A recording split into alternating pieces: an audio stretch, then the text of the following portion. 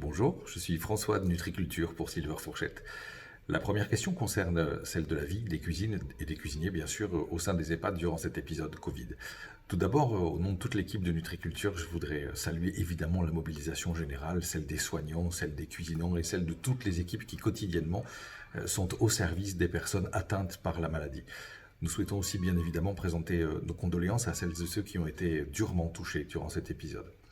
Alors, il y a trois mots qui peuvent qualifier bien évidemment ce qu'est la vie des EHPAD et ce qu'est la vie des cuisines au sein des EHPAD. Le premier, c'est la mobilisation. Toutes les équipes possibles se sont mobilisées, se sont organisées pour répondre à la mission première qui est la leur, nourrir avec plaisir les résidents des EHPAD, mais aussi les équipes qui, elles aussi très mobilisées, ont besoin de petites douceurs de temps en temps pour avoir un moral remonté.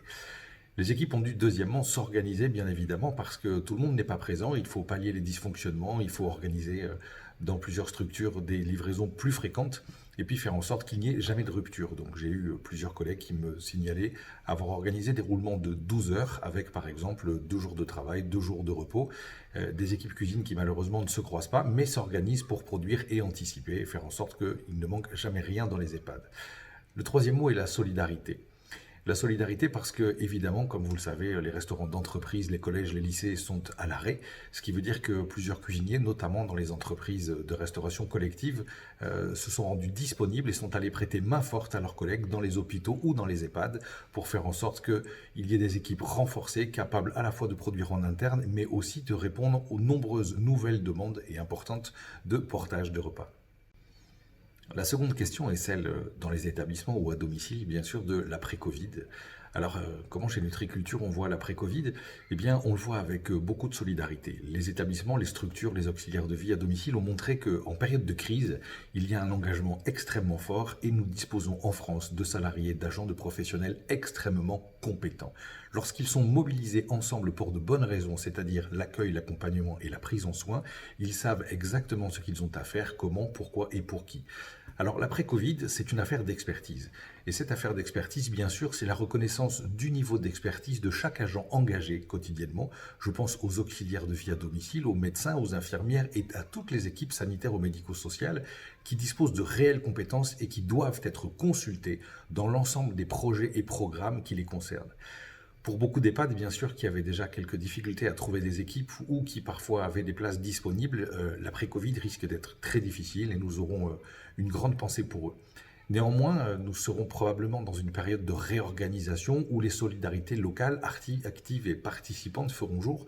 C'est-à-dire que des pôles gérontologiques peuvent par exemple naître sur un territoire en associant les compétences d'un EHPAD, les compétences d'une résidence autonomie et les compétences des services d'aide à domicile. Ensemble, avec les professionnels de santé libéraux, ils devraient pouvoir coordonner des parcours de santé très fluides et faire en sorte qu'il y ait de nouvelles modalités flexibles de prise en soin, d'accompagnement et de respect, bien sûr, de la santé, de l'humanité et de la dignité des personnes accompagnées. Moi, je crois vraiment que l'après-Covid, ce seront des mouvements féconds, des mouvements extrêmement intéressants dont il faut se saisir collectivement dès maintenant. Le message que nous avons envie d'adresser aux équipes cuisine est que, bien sûr, d'abord, nous pensons à elles, nous sommes très fiers de tous les efforts qui ont pu être déployés pour mener à bien ces belles missions. Chez Nutriculture, nous sommes persuadés que le cuisinier médico-social est un nouveau métier qui combine à la fois les connaissances et les compétences techniques d'un cuisinier classique, les compétences d'un cuisinier de collectivité, parce que produire en grande quantité c'est complexe, mais nous pensons également qu'il faut aujourd'hui que les équipes cuisine disposent de connaissances et de compétences leur permettant d'avoir de solides bases, une culture commune partagée avec les équipes médicales et paramédicales. Connaître les caractéristiques des personnes accompagnées, savoir adapter l'environnement, les plats à celles et ceux qui ont des difficultés cumulées de basse vision, de préhension, de mastication ou de déglutition, c'est un art qui est exercé par les cuisiniers d'EHPAD. Alors, mesdames, messieurs, nous sommes de tout cœur avec vous pour finir de traverser cette dure période. Nous sommes très fiers de tout le travail que vous accomplissez au service des équipes et des soignants. Et puis, nous sommes vraiment pressés de vous retrouver. Alors, bon courage à tous et à bientôt.